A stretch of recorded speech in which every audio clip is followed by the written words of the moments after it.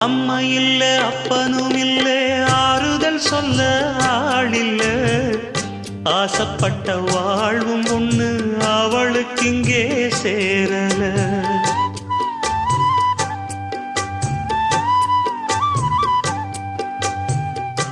ஆளான நாளிலிருந்து ஆசையும் வச்சா மாறல